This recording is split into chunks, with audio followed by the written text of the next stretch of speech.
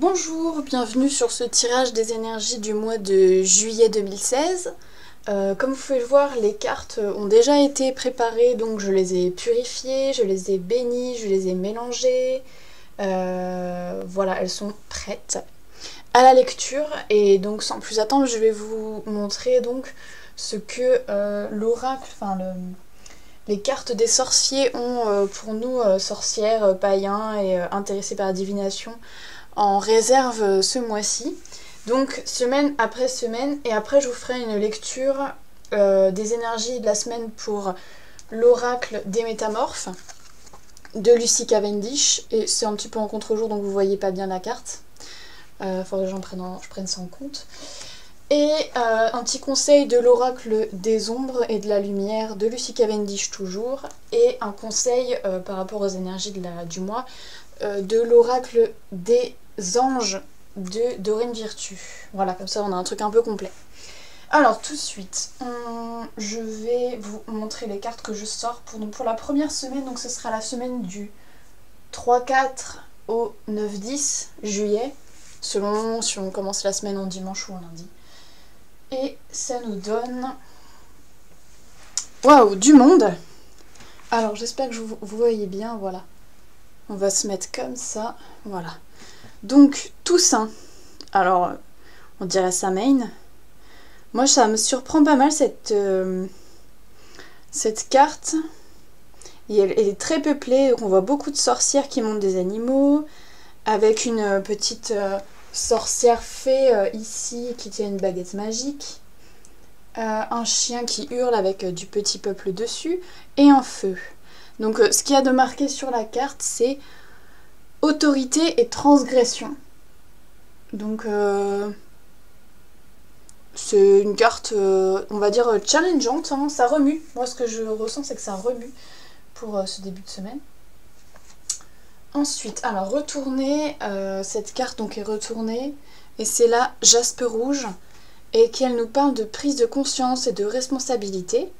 Alors sûrement lié à l'autorité, à la transgression qui va peut-être y avoir. Et enfin, voilà, une obsidienne qui nous parle de magnétisme et de charisme pour cette fois-ci. Qui est moi une carte voilà, très lunaire, très positive je dirais. Magnétisme, charisme, voilà. Alors, est-ce qu'il y aura des notions de leadership? Oui, parce que, vous voyez là, il y a magnétisme, responsabilité, autorité, charisme, comme si on allait être des rebelles leaders. Après, il y a 2 fois le chien qui arrive en animaux comme ça. À chaque fois, oui, je vois pas forcément d'autres rapports, mais encore une fois, si vous voulez commenter, si vous voulez partager votre avis sur ce tirage, n'hésitez surtout pas. Si vous voyez des choses qui m'échappent. Je vous mettrai les descriptions sur mon blog à la suite de cette vidéo. Voilà, je mettrai les descriptions les détails de chaque carte dans son ordre pour vous consultiez le détail, que vous sachiez un peu plus à quelle sauce vous êtes mangé. Donc ça c'est pour la première semaine, donc pas forcément mauvaise. On va voir ce que ça donne pour la deuxième semaine. Alors, là, cette carte, donc le grenat inversé, nous parle de fatuité et de frivolité. Voilà. Quelque chose de pas très très profond, on va dire, effectivement. C'est pas forcément négatif, hein, c'est une question de...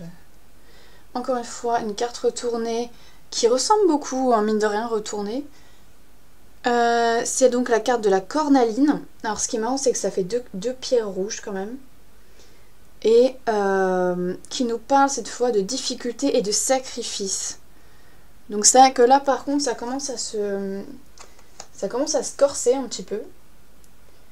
Peut-être que la deuxième semaine va être un petit peu plus challengeante que la première. Et enfin, alors là on n'a que des cartes retournées, donc effectivement j'aurais tendance à dire que ça va pas être une semaine facile. Avec le laurier qui nous parle d'illusion et d'inconscience. Moi ce que je remarque c'est qu'à chaque fois il y a donc ces femmes plus ou moins assises en position de force qui sont retournées, donc on va pas être dans une bonne situation, a priori. et dominance de rouge. Ça peut faire penser, alors peut-être que c'est en lien avec la thématique des pierres rouges, parce que là on a quand même un grenat, une cornaline, c'est présent. La robe de la sorcière est rouge aussi. Ça peut faire référence au premier chakra. Premier chakra surtout, voilà, les difficultés, les sacrifices, peut-être qu'il y a un travail de fond à faire. Si on recoupe là, il y aurait des illusions, de l'inconscience, de la fatuité, de la frivolité et des difficultés, des sacrifices. Donc cette semaine-là, peut-être qu'on va, voilà, on va se laisser porter par des énergies peu profondes, très matérielles peut-être aussi. Et ou peut-être qu'en réponse à des difficultés, on va être entraîné vers des choses pas très spirituelles, je ne sais pas. Mais enfin là, effectivement, pour cette semaine-là, c'est pas évident. C'est franchement pas évident. C'est pas la mort non plus, mais ça risque d'être un peu compliqué quand même. On va pas être très ancré ou... Non, ouais, il y a un problème d'ancrage, effectivement. Ensuite, troisième semaine... Ah, alors on continue un peu sur cette gamme-là. Hein. Donc on va parler de gaspillage et de chaos par rapport à la Dame de la Vie. Donc cette carte-là. Donc on retourner encore.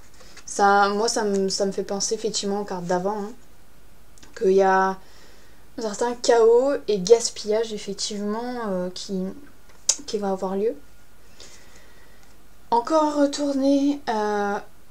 Alors, c'est marrant parce qu'effectivement, pour cette semaine-là, on aurait tendance à penser qu'on va avoir tendance à dépenser son argent, parce que là, il est question, par rapport à la carte retournée du basilic, d'argent et de luxe.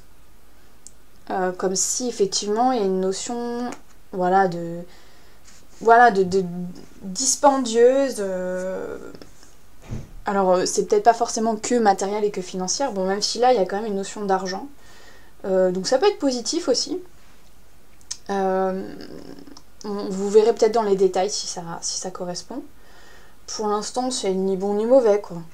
On va voir ça.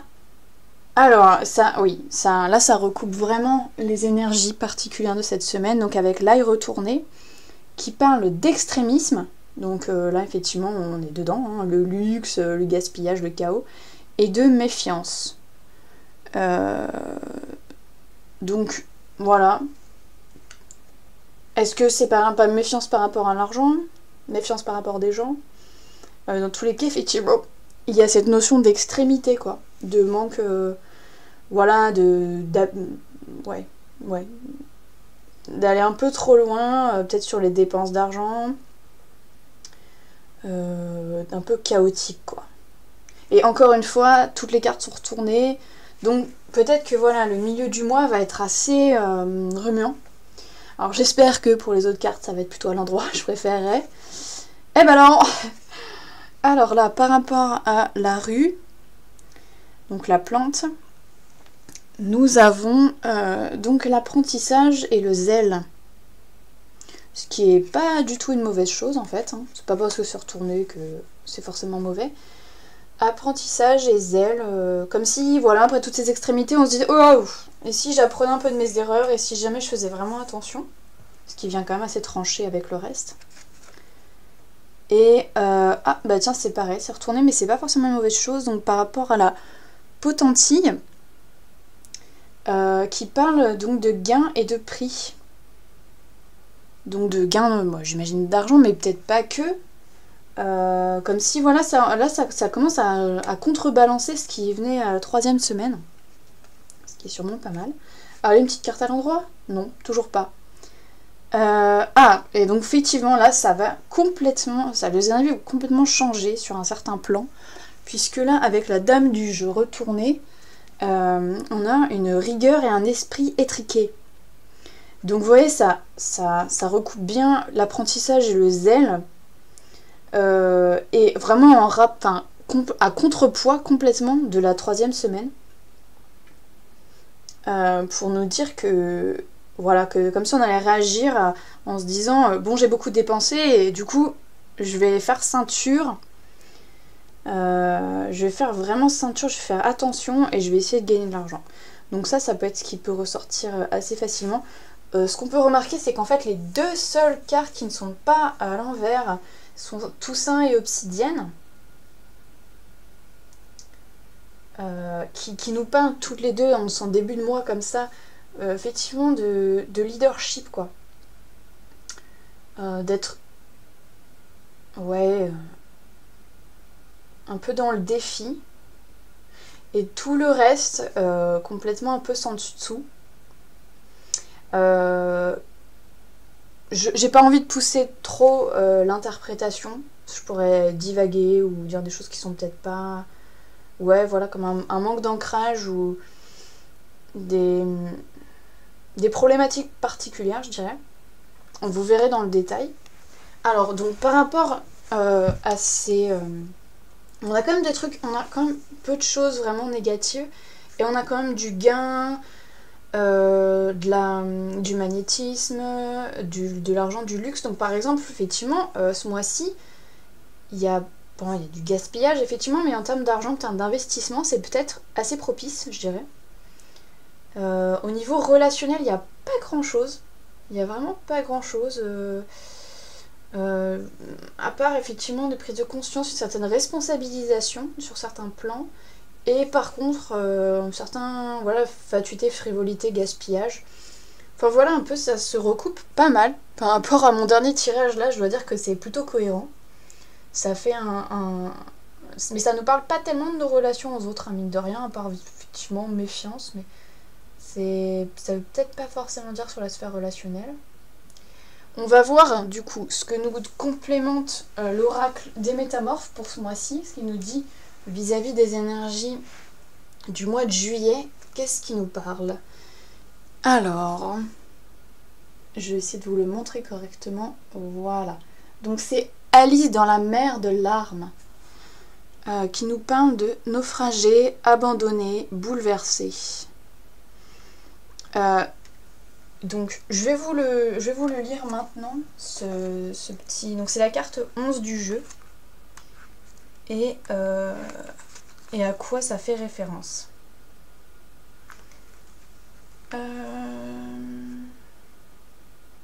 L'ambiance est incertaine et pleine de difficultés nouvelles. Lors d'un changement drastique, il est rare de se sentir enlevé par des chérubins et déposé sur un lit de plumes. Voyez comme je pleure, moi aussi, projeté en tous sens par la férocité des vagues. Je vais vous le laisser un petit peu au détail. Oh, excusez-moi, que vous puissiez voir la carte. Voilà. Je vais y arriver. Je suis en contresens de tout. Voilà. Vous aimez et vous faites du souci pour les petits qui vous entourent, mais regardez comme ils s'entraident. Vous découvrez bientôt que la mer a cédé la place à la terre. Cette mer est la manifestation physique de la tristesse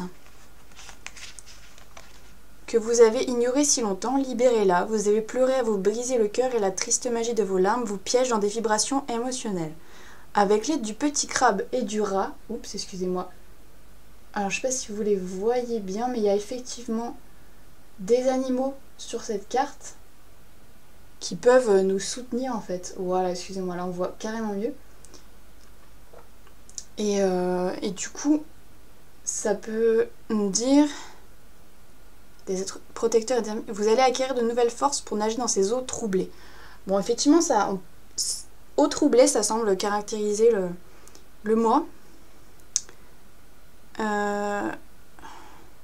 Donc Alice est en détresse, elle se noie, submergée par l'océan de ses larmes, mais on va venir à son secours, elle trouvera son chemin jusqu'au rivage. Le rat, le gardien de ses biens, lui montrera le chemin, l'aidera à s'organiser et à se préparer. Donc ça fait partie, ça complète complètement le tirage. Quant au crabe, une créature tendre et lunaire, il lui passera une armure pour protéger son cœur durant la prochaine étape du voyage. Alice finira par connaître la vérité. Elle ne reprochera à personne cette mer de larmes, tout finira bien. Elle retrouvera le rivage dès qu'elle aura compris que ce sont des émotions déséquilibrées qui sont la source de sa confusion. Ses pleurs interminables cesseront et ses pieds retrouveront la terre ferme. Elle aura de nouveau le sentiment d'être enracinée. Donc c'est comme s'il y avait une période de turbulence, mais ça allait s'arranger, quoi. Donc là, l'explication divinatoire. Vous venez de passer par une période très troublée sur le plan émotionnel et vous avez finalement lâché prise. Vous avez quitté ou on vous a quitté et les conséquences sentimentales ont été énormes. Vous allez réaliser que c'est votre tristesse qui a créé ces remous et que vous allez vous en tirer. Votre défi à présent est de reprendre votre route, toute sagesse regagnée, sans répéter ce qui vous a conduit à cet état. En imitant le rat avec sa nature nette et compartimentée et le crabe avec sa dure carapace protectrice, vous viendrez à bout de cette période difficile. Vous êtes devenu plus sage, plus capable de rester vous-même sans vous laisser blesser dans le dur monde qui est le vôtre. Si vous vous sentez seul, sachez que vous recevrez bientôt de l'aide. Vous avez peut-être le sentiment d'avoir commis une terrible erreur, mais avec le temps, vous comprendrez que vous avez fait le bon choix. Séchez vos larmes, les secours sont là, vous avez bien fait d'opérer un changement aussi important. Donc c'est quand même une carte qui... Tiens, il y a Artémis de la Forêt qui vient de sortir d'un coup. Vous êtes de nouveau libre et indépendant. Je ne vais pas détailler cette carte, mais c'est comme si en fait elle venait accompagner l'autre. En général, j'aime bien retourner le derrière du paquet pour voir ce qui se cache. Et c'est comme si effectivement là, Artémis, vous voyez, elle est entourée. Et Artémis de la Forêt, vous êtes de nouveau libre et indépendant. C'est comme s'il y avait un dénouement positif en fait, à l'issue de tout ça. Effectivement, il faut manager un peu tout ce challenge. Mais voilà. On va demander à l'oracle de l'ombre et de la lumière ce qu'il en pense en termes de conseils pour ce mois-ci. Je vais remélanger encore un petit peu. Parce que j'aurais vraiment besoin d'un conseil à vous donner là. Et ce conseil, c'est... c'est pas très clair. C'est pas très clair, donc c'est la carte Les fantômes sans visage et la fille hantée, et ça nous parle de fantômes vivants. Mais qui recoupe complètement avec Alice dans la mer des brumes, hein, quand même. Qui recoupe beaucoup, même. Je vais vous lire un peu de quoi il retourne pour cette carte-là, donc c'est la carte 34. Et on va voir ce que ça donne. Une jolie fille est emmenée dans une forêt déserte par deux fantômes masqués.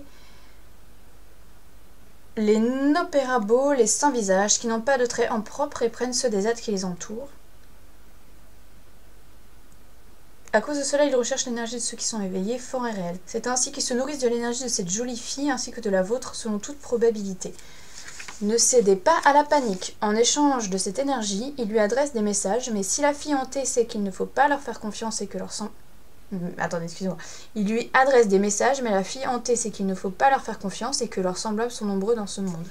Alors, est-ce que ça parle de vampire énergétique? Peut-être. Alors, c'est sans visage. Alors, c'est peut-être effectivement le conseil que nous donne l'oracle de l'ombre et la lumière, c'est qu'il va falloir se méfier dans cette période turbulente. C'est attention à ceux qui vont tenter de venir à soi pour profiter de ce qu'ils voient comme un moment de faiblesse. Mais il ne faut pas oublier qu'en fait ce sont des fantômes, ils n'ont pas vraiment de consistance et il n'y a pas à avoir peur d'eux. Ils essayent de capter l'énergie disponible. Mais voilà, je sais qui je suis et ce sont des esprits égarés qui se nourrissent aux dépens des autres. Je suis peut-être pas au meilleur de ma forme en ce moment, mais je suis plus forte qu'ils ne le seront jamais. Ils ne se nourriront pas de moi car je sais qui ils sont et ce qu'ils cherchent. Je ne leur vole pas de mal, mais je leur donnerai pas mon énergie. Je vous conseille fortement de faire comme moi. Donc voilà, c'est vraiment attention au parasitage. Alors que ce soit énergétique, là ça parle plutôt énergétiquement, mais peut-être aussi de faux culs qui gravitent et qui sont un peu vampires énergétiques. Là dans cette période, c'est non, je vous donnerai pas mon énergie, allez vous faire foutre. C'est ça le conseil donné par la carte. Vous semblez actuellement avoir besoin des gens qui ont des intentions cachées. Ces gens autour de vous se comportent en experts et se montent mutuellement la tête.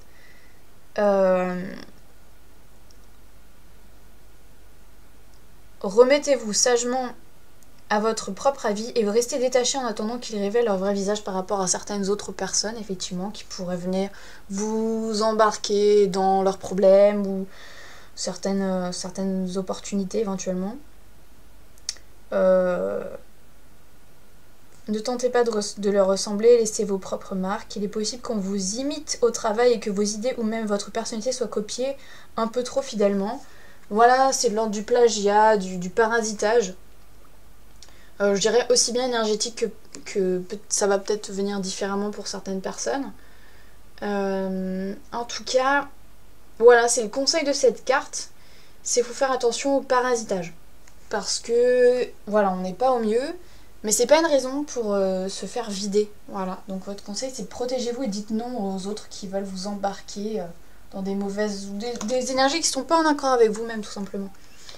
Et un petit clin d'œil de la sirène de l'éclipse que je vais vous montrer. Qui apparaît derrière ce tas pour dire qu'en fait, qui parle d'une importante modification énergétique. Voilà, hop. Alors c'est une carte très sombre, donc c'est normal que vous la voyez pas forcément hyper bien. Voilà. Donc c'est une sirène en pleine eau rougeâtre qui nous parle donc de modification énergétique. Surveille une puissante modification énergétique. Elle baigne dans cette énergie et interagit avec elle, mais n'essaie pas de la diriger dans une direction particulière. Elle est prête à s'adapter à son mouvement. La sirène est calme et tranquille et observe ce qui se passe avec une grande vigilance. Tout ce qui était dissimulé en elle est sur le point d'émerger à l'extérieur. Ce qu'elle deviendra dépend de ce qu'elle cachait jusque-là. Quand une éclipse survient dans votre vie, reconnaissez ses dimensions cosmiques et ses répercussions sur votre monde.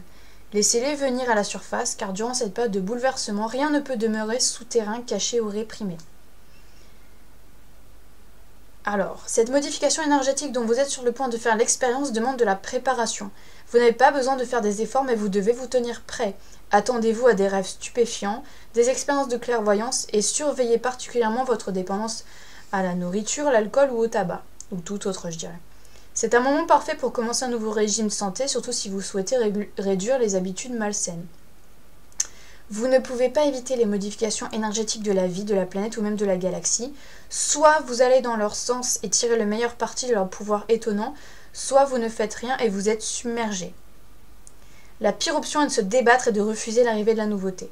Quel sera votre choix quand l'éclipse personnelle se produira? Alors, est-ce que ça nous dit... Enfin oui, après oui, c'est nous dire faites corps avec les changements, vous pouvez rien y faire.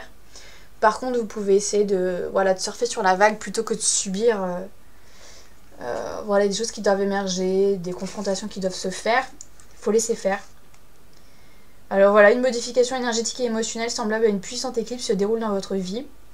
Il pourrait y avoir des révélations scandaleuses, des vérités dévoilées, et vous éprouverez le besoin de changer vos habitudes alimentaires, vestimentaires, oratoires ou même professionnelles. Ou alors c'est un conseil. C'est un conseil de changer un petit peu de mode de vie sur certains plans. Si vous êtes déjà sur la bonne voie, tout ce qui se passera aura des effets positifs, bien que perturbants. Bon, c'est plutôt ce qui se dit. Mais si vous n'êtes pas sur le bon chemin, cette période vous semblera probablement tumultueuse. Un changement de cette importance vous rapproche forcément de ce que vous êtes. C'est à vous de choisir la manière dont vous voulez traverser cette période. Mais une chose est sûre, toute résistance est inutile. Et effectivement, ça complète pas mal la mer de larmes. Là, on va avoir de l'aide. Là, ça nous prévient de pas nous laisser submerger par les autres ou de pas se débattre de ce qui va arriver ce mois-ci. Voilà, on peut rien y faire. Et il faut prendre en compte les changements. Plus on embrasse les énergies dans lesquelles on va être, et plus en fait on va mieux le vivre. Et enfin, un petit conseil des anges. Alors là, ça pourrait être que du positif. Ça va être... Alors, ça nous parle de pardon. Je vous montre la carte. Voilà, donc c'est une fée qui... fée ange, avec des koalas. Et qui nous parle donc de pardon. Cette situation vous donne l'occasion de progresser, de grandir et de vous libérer de vos schémas négatifs. Restez dans l'intention de voir la lumière divine et la bonté chez l'autre personne. Nous vous aiderons à relâcher les pensées, les sentiments et les énergies de rancœur et à vous élever dans la paix et la compassion. Donc effectivement, le conseil des anges par rapport à tout ça, ça va être de pardonner parce que comme ça va nous permettre de grandir en fait. Ça va nous permettre d'aller mieux, de relâcher des choses effectivement auxquelles on s'accrochait. Lâchez prise, libérez-vous et grâce au pardon, vos anciens schémas seront remplacés par des expériences positives. Évitez, autre signification, donc évitez de critiquer les autres et vous-même. En libérant votre colère, une solution créative se fera jour. Donc peut-être un petit peu d'Ho'oponopono, ça peut pas faire de mal. Dans cette situation et cette relation se cachent des choses bénéfiques. Concentrez-vous sur vos désirs au lieu de craindre ou de juger. Voilà les conseils des anges. C'est déjà pas mal là comme tirage de cartes. Voilà, on va recevoir de l'aide. Donc pour aider à relâcher les pensées, les sentiments et les énergies de rancœur, même par rapport à soi-même, hein, et à s'élever dans la paix et la compassion. Et ben voilà un peu ce qu'il y a au menu pour ce mois de juillet qui risque d'être turbulent. Hein. Globalement, il va y avoir des turbulences. Donc vous avez plusieurs approches. Voilà, j'espère que ça va pouvoir vous guider sur ce mois à venir. N'hésitez pas à commenter, à ajouter des précisions si vous voyez certaines choses par rapport aux cartes. Ça peut aider d'autres gens. Et puis je vous souhaite un très bon mois. Et puis au mois prochain pour ce type de tirage. Et sinon, à très bientôt pour de nouvelles vidéos.